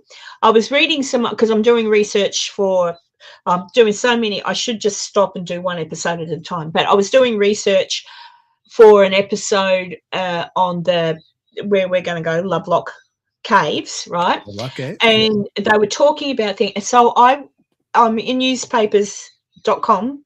I've gone back to all the articles from the 1800s, around the time that the giant skeletons were found, right? And I'm thinking, okay, it was in the mid-1800s that some of these skeletons were found. And they're talking about, the archaeologists are talking about the fact that they believe, due to the tools that they were finding and the dwellings, that the Mayans, however you want to say it, definitely were here. So Lovelock Caves and all that, they reckon Mayans. And I'm like, oh, now I know it's a long time ago, mid-1800s. However, they were closer, that end, to Mayan, like so much stuff, much has been found over the years that's just been taken to some rich dude's house or put somewhere in a box and forgot. Do you know what I mean? Like they did with the mummies in Egypt. Like they shipped off mummies to England and they used to pound them up and use them to bloody snort. Like crazy stuff, right? So I thought it, and then they're talking like this boy, Drew. No, not Drew. You're Drew. Josh's drone adventures, something like that. Anyway, but he was getting all this drone footage, and he was saying, "Oh, you know, it must have been so dangerous to be right there." But inside these little things, so he's in the middle of the Arizona desert, right? And you've got all these things that go up, and they're built up high. But I'm thinking, whenever they were there, maybe. Because where were they getting the wood? Because inside some of these were logs, and now there's no trees. So I'm thinking, it depends on how far back you're going to go. I don't know how old these are, but I was just common sense dictates. Well, at some point it must have been lush there because they've got the little, the little corn on the cobs. Yep. They're still found a whole heap of them. In a thing at Montezuma Castle, they have a whole display on little corns and all that. Where and the river that ran through right next to where they set up the Montezuma Castle is still there, and it runs right through there even today. But the reason that they had to abandon it because the timeline is like in the 2,000 to 3,000 years ago time frame. Probably a little less, but certainly well before any European visitors came to the U.S. to North America. But still, they ended up abandoning it because of modern day climate change, where you would have, if you had like 1 or 2 really hot summers where there wasn't a whole lot of water and drought and stuff like that, you can't stay there. You have to move, not necessarily, where it's the end of the world and things like that, as far as, that level of climate change. But you get a couple of bad hot summers where the river's not going to run through there because it's not a big river. You got to go where the water is around there. But also my way of thinking is too, when you look at the areas where all of this is, maybe there was a bloody big river because it had to have been lush. They had to have had land to plant their corn. They had to have had nice trees to cut down to do the, because you look at some of the things that this boy goes in. He hikes all the way up to these caves, and you can see the wood that they've put across to make their roof or to plaster a wall. And I'm like, well. When you look at the terrain that he's on, there's no frigging trees. It's the middle of the desert. It's Arizona. There's nothing there. Dead. And I'm thinking, so therefore, common sense dictates if they were living there, they were cutting down trees, eating corn, obviously weren't too far to get water. It was probably a big bloody lake or something. And just over time, like you say, a bit of climate change, whatever, the world changed. Yep, and there was that. Like this is Montezuma Castle that I was talking about, where you had multiple stages. Well, my finger is disappearing into the wall.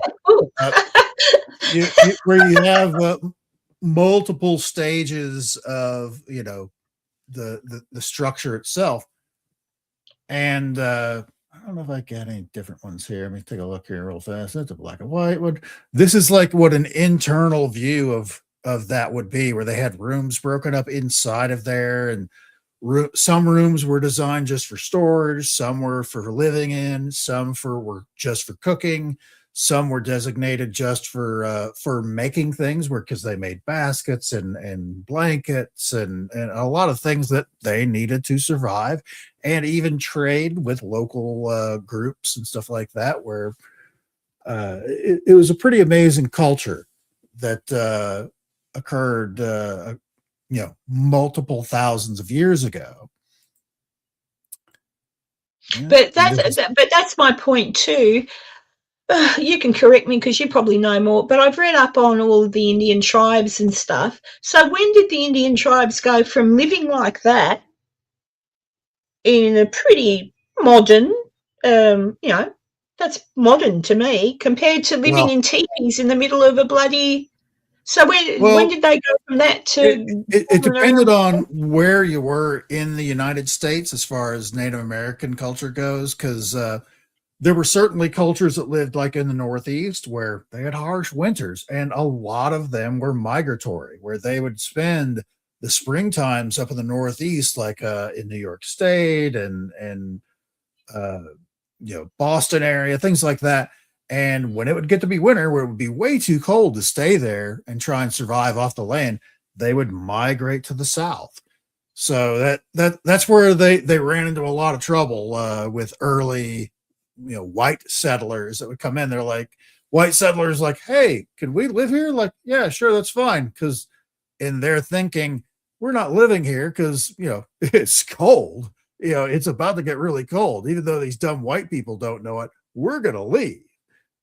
And thinking that those white people wouldn't even be back there when they would come back. And of course they came back and there was even more of them because they'd grown up and so because white people, we're stupid. Europeans are stupid. We don't... That's right. They're dumb. But they know how to survive the cold for whatever reason. Another interesting thing I found too in doing my research, and I'll put together a thing. I had learned this before. We've talked about this before. But in reading all the old articles, like the really old ones, it goes back to like around about 1835 when they started finding this stuff, and then again in the 1850s. And there were photos, and I don't care what you tell me, it's not fake. There's a photo of two men and a massive skeleton, right? And they're standing there mimicking the skeleton, which... granted, men back in those days, people in general were short, right? So let's say the man was 5'4", friggin' nearly double his height. This thing, and the article said that they found skeletons, etc., especially in the Lovelock, but not just the Lovelock, other places, other caves as well. Oh yeah. So Lovelock come along later, 1910 or so, right? But all the other ones. There was moccasins, huge, and they found those in the Lovelock Cave. So all of it, and it says all of these artifacts, etc., had been sent off to different people. Smithsonian being one of them. The Nevada Museum had 3 of the really humongous skulls and ended up burying them. So rather than keep them, they gave them a native burial. Oh.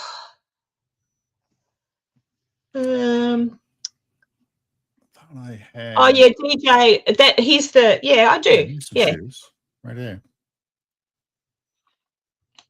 Yeah, I like JD. JD Delay. I'll see what it is. I'll find it because I do like him. Where are we? Has he just put it up, D? He puts up multiple. Let me have a look because I've got him on my notification list.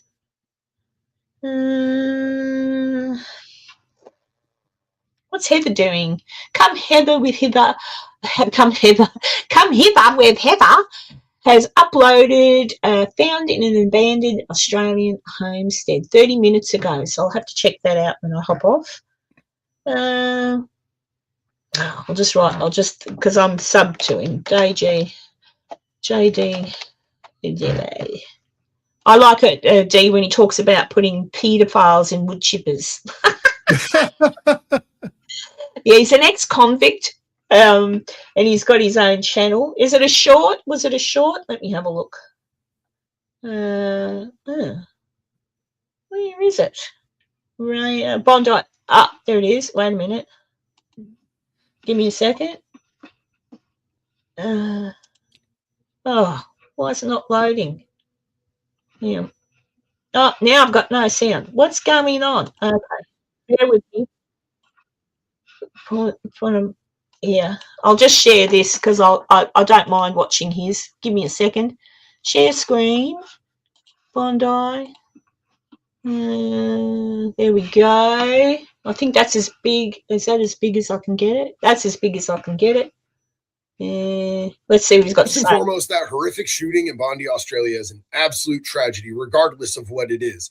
The timing and the context are very interesting with what's going on in the world right now. Whole media narrative is that it was two Muslim dudes who started shooting on a bunch of innocent Jewish people who were celebrating the first day of Hanukkah. Another Muslim dude who ended up being an innocent bystander ended up grabbing one of the gunmen, wrestling him, getting the gun, getting the dude pinned down, and then got shot twice by the other gunman. That's a hero right there. That was some real shit. And I would love to be able to show you the footage of this, but there's zero chance that it's going to fly on here. But while the cops were arresting the gunman, one of the cops is on top of the gunman. He's face down, and I believe that they're cuffing him behind his back. This shirtless Australian dude runs up, yells, "Fucking bastards!" and just stomps on his head. Shit, bro, that was absolutely lit. At the end of the day, the report is that there are 16 people dead from this, and there might be more people that end up dead from this. This was an absolutely abhorrent act, and I hope that we get the truth, and everybody behind this shooting ends up getting executed with extreme prejudice. First and foremost, that horrific shooting in Bondi, Australia is an absolute tragedy, regardless of what it is. DJ. DJ. Yeah, he gets on there. He's he says what you're Not thinking. wrong, though. Yeah. No, he's not wrong. And yeah, definitely bring back. I'd like to see what I used to think, and it was. I will say it was back in the day, kind of gruesome, like having public executions was sort of like, what's the word? Icky, like yuck, but it's gotten to a point where the world is so numb about stuff like this happening. Like, this will be another week, maybe 2 down the track, this will be not talked about anymore. Oh yeah, sure. It's all, honestly, we're like 24 hours away to where there'll be no one will mention it anymore. Yeah, right. So I think we've got to get to a point where people like them, no doubt in anyone's minds, like there's no doubt they're caught in the act. Don't worry about a trial. What are you on about? You caught them red-handed, just book it in. Set up the bloody scaffolding, announce it, and let people come and watch the bastard hang from the end of a rope. I'd pull the trick. Like, nah, sorry. Well, if you were to ever travel internationally, going to the Middle East, you can see those kind of things in Riyadh today, where they have public stonings, where they have someone has, committed some theft or crime where they've stolen from somewhere, where they chop off their hand and all that stuff. They're moral now. They're way better than they used to be. Where if you're guilty of theft, where they're gonna chop off, it's your right hand, because your right hand is what you do everything with. Your left hand is for wiping in that area. But anyway, so now you're stuck having to use your left wipey hand for everything. But actually, it used to be they would just hack it off, and then it would be you die of horrific blood loss. infections and everything else. Now they just crush it with a giant hammer, your hand, and then they surgically remove it. So much more humane. You know, much like stoning is much more humane now. It used to be, you know, whatever the crime was where you had a public stoning incident, whoever the official person that was mostly of, you know, at offense of whatever the stoning problem was, they would literally cast the first couple of stones. Then they would dump a dump truck full of like cement chunks and stuff like that on top of them to like crush them to death. That's more humane. Yeah, look, I probably would too, Drew. But I just think that once you've done something like that, well, if you go there as a Westerner, because this was all out in public there in Riyadh, back like when I didn't see it, but back in the 80s, they would push the Westerners right up front. They wanted you to see what their form of justice was. Yeah, well, and, I'm just going to ask you a question, Enzo, because you were over there. My ex-husband went to Saudi Arabia. He worked there for 18 months, and they've got their compound, yeah? So he said there's no drinking of alcohol in Saudi, and if like there was serious consequences to the Westerners if they broke any of the Saudi laws. So that's why if you wanted to drink a beer or do anything like that, it had to all be done in the compound. And my husband, ex-husband at the time, said he just gave up drinking for the 18 months just to make sure he didn't do anything wrong. And that's really true. That's absolutely true. Yeah.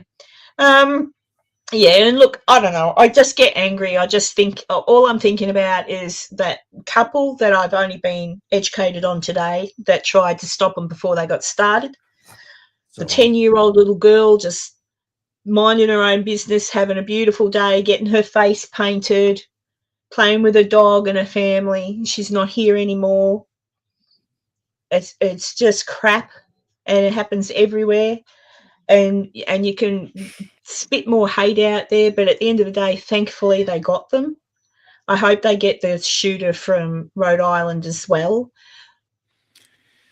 But there can't be this constant excuses made for it. There is no excuse for it. There's no humane excuse for what they do, and it's got to be dealt with swiftly. And it's just no more bullshit, no more, oh, well, we'll put them on trial, or, oh, you know, life in prison. No, just. That's certainly something that I feel it's more widespread, but certainly here in the United States, we've gotten to a stage of we don't give a fuck about a lot of this shit that we've had to endure year after year after year. There's a lot of people that are like really sick of it. Yep. And it's just come to this boiling point of like, you know what?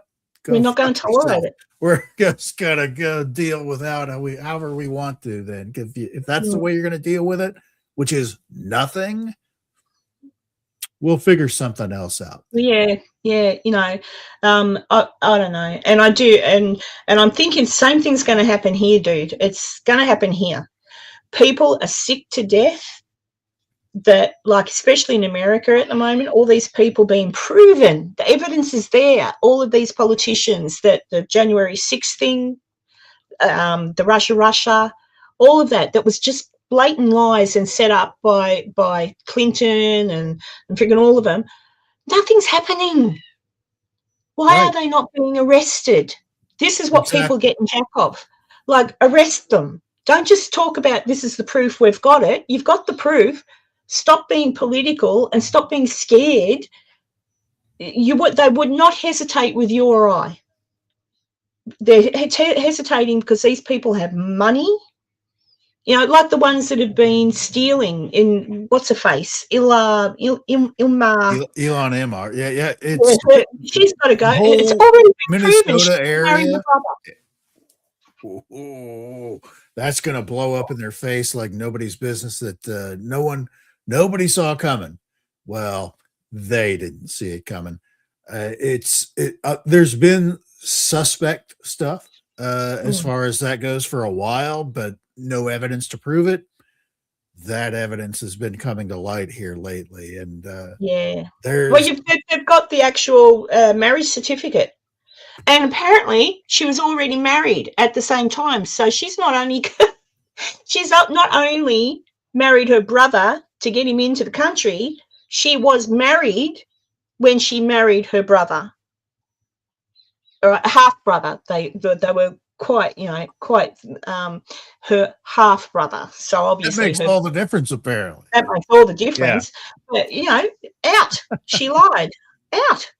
And they interviewed her about Bondi and the shooting. Not Bondi, I beg your pardon, the shooting in Rhode Island. If you see that interview, I'm trying to think. I think it was CNN. I don't like to watch them, but sometimes I do.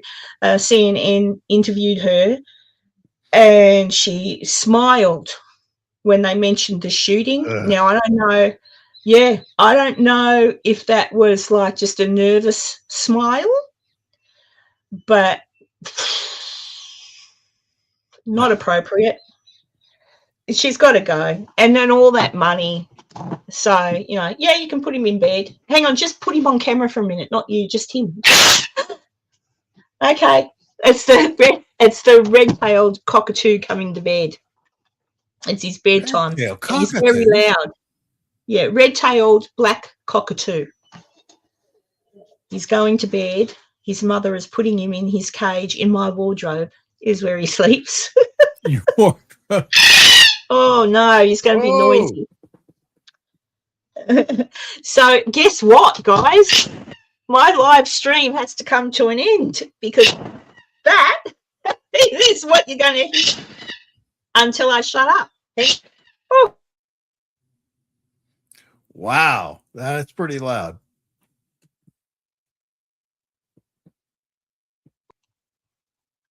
I'll try and talk.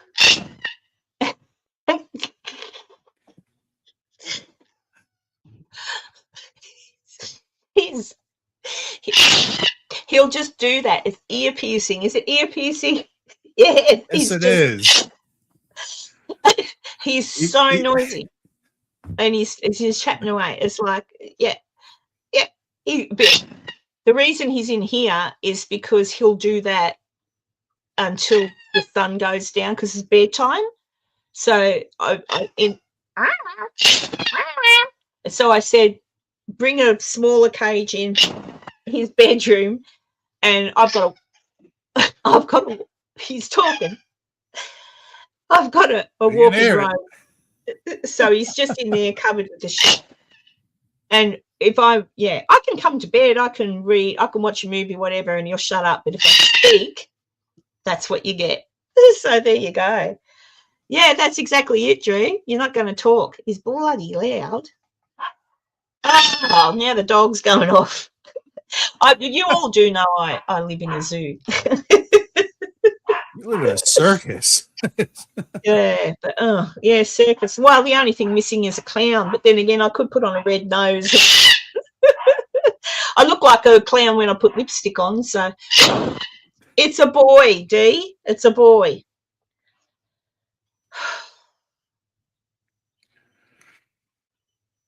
Ozzy, what are you doing? Ozzy, no, I'm not going to let you out. He said, let me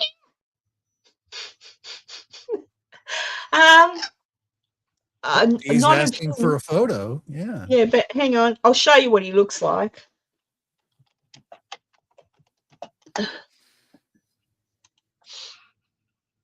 Yeah. Da-da-da. Oh, come on. I'll show you this.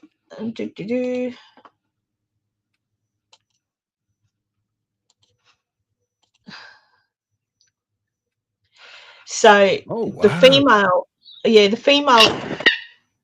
female is the one with all the spots.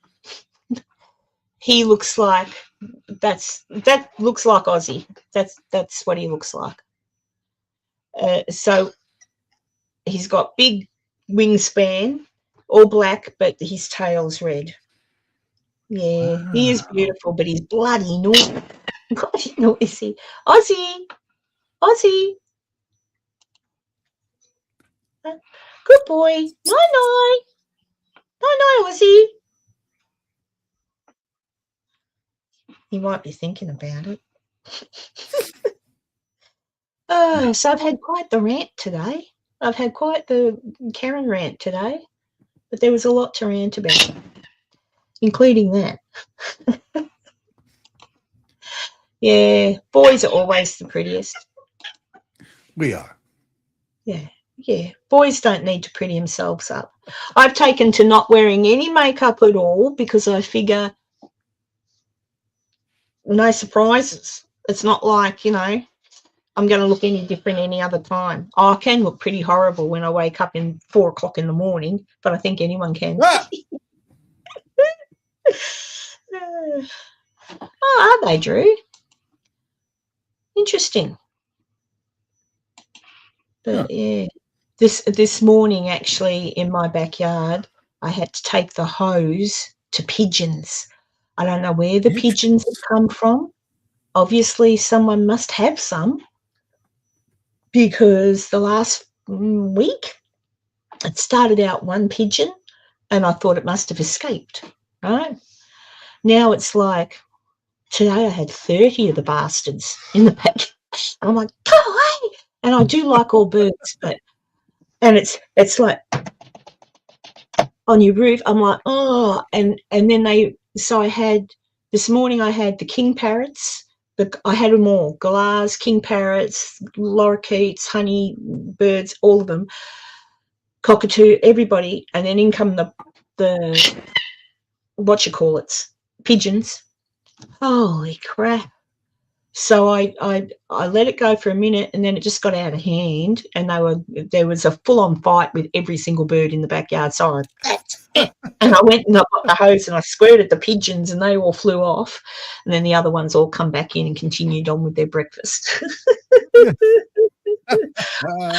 Well, they don't live here, Dee. They just fly in the morning because but they have to belong to someone. But I don't see anything on their feet, so maybe they're just wild. They're pigeons, though, like you get in New York, like you get in the city. Sure. So I don't know if there's someone's pets because that's what you do with pigeons. I think you just open the cage in the morning, let them go do their thing, and then they come home at night. But, yeah, imposters, that's what I reckon. He's quietening down. So there's only, 9 days till Christmas? Yeah.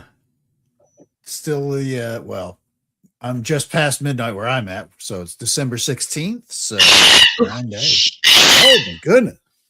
Oh God. Are you reacting to me making all that noise? He probably is. But yeah, so not long. Santa's not coming to me. I've been too naughty. But I did go yesterday and spent the day with my son because they're here now. So they were waiting for their furniture delivery. So I went and helped out with the babies because they've just got here. So I had a ball. I was cuddling them and kissing them and tickling them and playing on the floor and getting jumped on. It's wonderful. I'm going again tomorrow because they're waiting. The delivery of furniture got mucked up, so only a quarter of it comes. So they've got delivery again tomorrow. So I said, I'll come and look after the babies. So that's what I'm going to do. Oh, Dee, I don't think the cockatoo will like a whistle. I don't know. Let's see.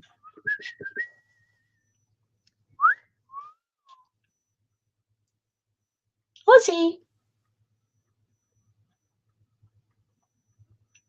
He's getting quieter.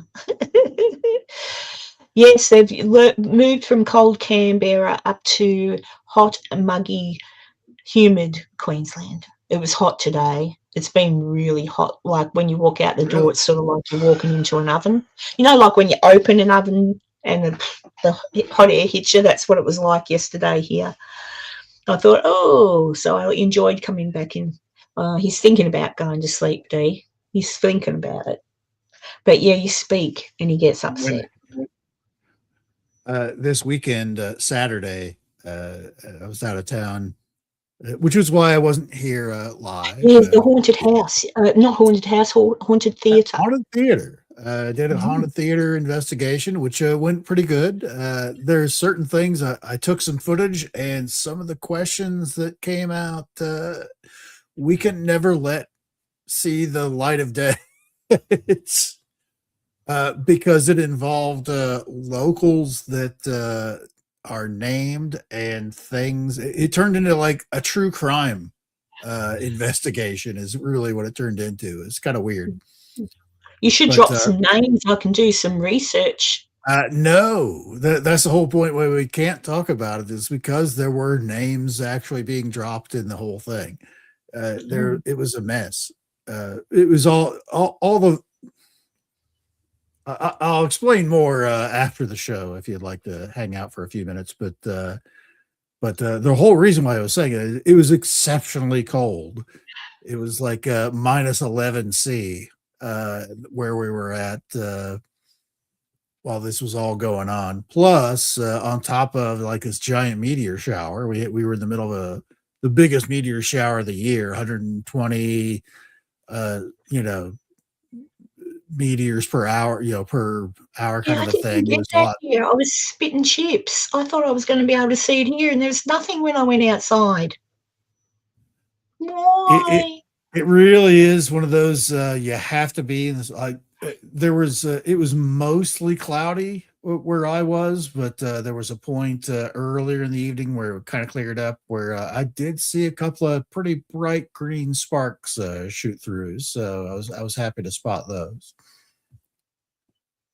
But yeah. Yes, that's why I want Enzo to not necessarily give me any names, just give me an event, and I can look up in newspapers.com at where it is and all that sort of thing, and go, oh, did you know about this? And put it to Enzo and see if it's what he was talking about. I can't say anything. Why? You think he was mayor? Yeah, I want to do an investigation at that town in the US where the mayor was so hated, no one fessed up to who did he. Oh, it wasn't the mayor. I think I know who you're talking about. You're talking about the town bully. There was a town where a guy was a real piece of poo.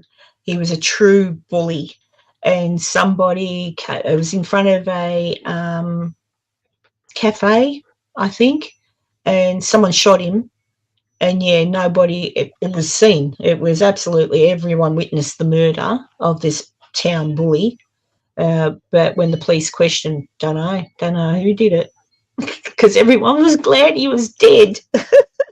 Yeah, that's a pretty famous story.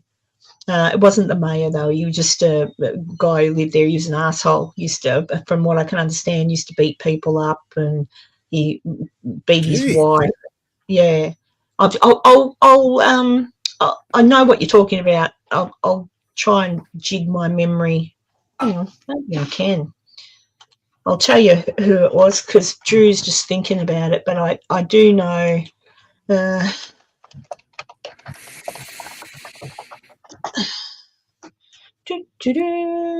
it. Yeah, they covered it up for 30 years. Let's see, what was his name? Was it Ken? Yeah, Ken Rex McElroy, a town bully shot dead in broad daylight. BuzzFeed did a story on it, so go to BuzzFeed. They did it. There's many stories on it, but BuzzFeed sometimes puts together good ones. Yeah, and there's interviews in this one. There's a whole heap of things on it, Drew. No. Yeah, well, the only one I can think about is that one, the town bully. I'm just trying to think. Yeah, and what's this one? Here, I'll put a link in. I'll get the link and then cut it, Drew. Hang on, I'll do this. Cut and paste or something.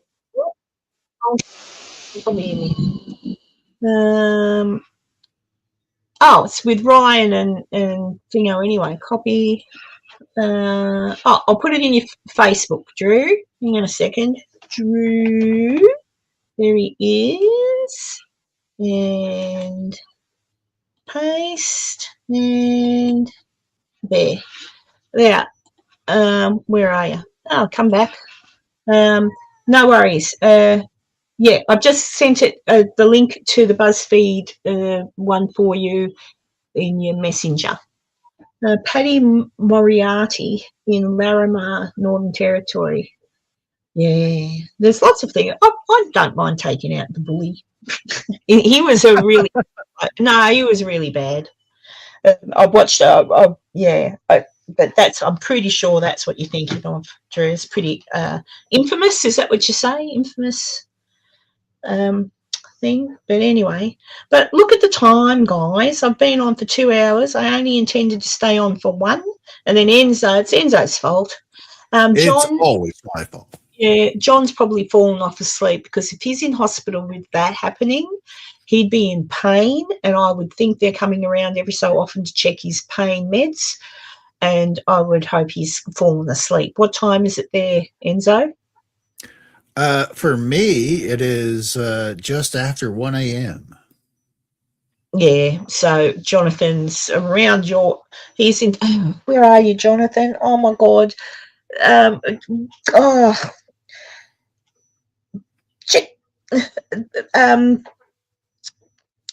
Yep. Which state? I've just got. He's where.